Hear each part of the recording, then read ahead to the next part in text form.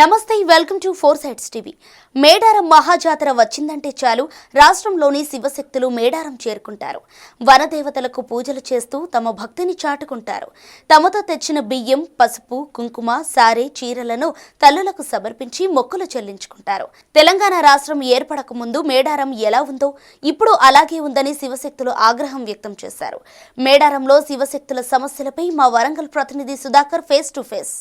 మేడారం మహాజాతరలో శివశక్తులతో ప్రముఖ పాత్ర. అయితే శివశక్తులు మనతో ఉన్నారు. వాళ్ళని అడిగే విధంగా చెప్తారు. ఏం జరిగింది అక్కడ ఘర్షణ అని చెప్పి చెప్తున్నారు. ఏమైంది అసలు ఏంటని చెప్పండి.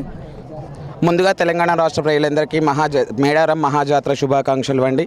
అదే వివిధ రాష్ట్రాల నుంచి భారతదేశం నలుమూలల నుంచి వస్తున్న తెలుగు భక్తులకి కానివ్వండి, అమ్మవారి భక్తులకు కానివ్వండి, అందరికీ స్వాగతం, సుస్వాగతం. మెయిన్గా ఈ యొక్క జాతరలో ఎప్పుడు కూడా లేని ఒక విధంగా అన్ని ఏర్పాట్లు చేసినామని రాష్ట్ర ప్రభుత్వమే కానివ్వండి, ఇక్కడ ఉంటున్న ఎమ్మెల్యే గారు కానివ్వండి, లేదా వివిధ పాత్రలు పోషించే నాయకులే కానివ్వండి, అధికారులే కానివ్వండి, 10 ఏళ్ల కింద తెలంగాణ జాతర ఏ విధంగా ఉందో మళ్ళీ మేము అదే విధంగా చూస్తున్నాం. మెయిన్గా రాష్ట్రం నలుమూలల నుంచి వస్తున్న పబ్లిక్ ఎలా వస్తున్నారు అంటే అమ్మవారి దీవెన, అందులో మా యొక్క శివశక్తుల యొక్క పాత్ర ఉంటుంది. అది ఏ విధంగా అంటే మా దగ్గర మేము దేవుడు చెప్తూ ఉంటాము, మా దగ్గరకు వచ్చే భక్తులకు అమ్మవారికి మొక్కులు ఉన్నాయి, చీర సారెలు పెట్టండి అంటే ఆ విధంగా నలుమూలల నుంచి జనాలు తరలి వస్తూ ఉంటుంటారు. ఈ విధంగా వచ్చే పబ్లిక్కి ఎలాంటి వసతులు అనేది కల్పించలేదు అండి.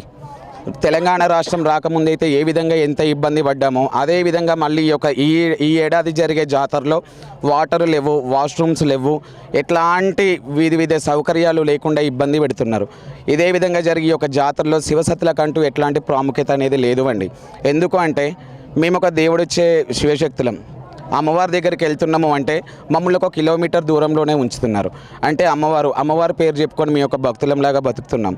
మా భక్తులకు ఎట్లాంటి సౌకర్యాలు అనేది లేకుండా దేవుని దగ్గరికి కూడా పోనివ్వకుండా కిలోమీటర్ దూరంలో పోలీసు వాళ్ళని వారి యొక్క సంబంధించిన వాళ్ళని పెట్టుకొని మమ్మల్ని ఎంత దూరంలోనూ ఆపుతున్నారు. ఈ పద్ధతి అయితే బాగాలేదండి. మేము లాస్ట్ ఇయర్ అయితే తెలియజెప్పినాము ఇక్కడ ఉన్న అధికారులకే కానివ్వండి, వివిధ ఎమ్మెల్యేలకు, మా యొక్క నియోజకవర్గాలలో ఉన్న ఎమ్మెల్యేలకు కూడా మేము మేడారం జాతరకి వెళ్తూ ఉంటాము. మాకు ఎట్లాంటి ఇబ్బందులు లేకుండా సౌకర్యాలు కల్పించమన్నాం. కానీ ఈ విధంగా ఈరోజు జరిగే ఈ యొక్క జాతరలో, ఈ ఏడాది జరిగే 2024లో జరిగే జాతరలో మాత్రం మళ్ళీ తెలంగాణ రాకముందైతే ఎట్లా ఇబ్బంది పడ్డామో మళ్ళీ అదేవిధంగా ఈ సంవత్సరం జాతరలో మేము ఇబ్బంది పడుతున్నాం. ఈ యొక్క వాయిస్ అనేది రాష్ట్ర ప్రభుత్వంలో ఉంటున్న ముఖ్యమంత్రి గారికి కానివ్వండి, ఇక్కడ మెయింటైన్ చేసే సీతక్కకు కానివ్వండి, మంత్రి గారికి కానివ్వండి, ఈ వాయిస్ పోయి మళ్ళీ జరిగే జాతరలో ఎట్లాంటి ఇబ్బందులు లేకుండా చూడాలని మేము మనస్ఫూర్తిగా కోరుకుంటున్నాం. సమ్మక్క తల్లికి శివశక్తులకు.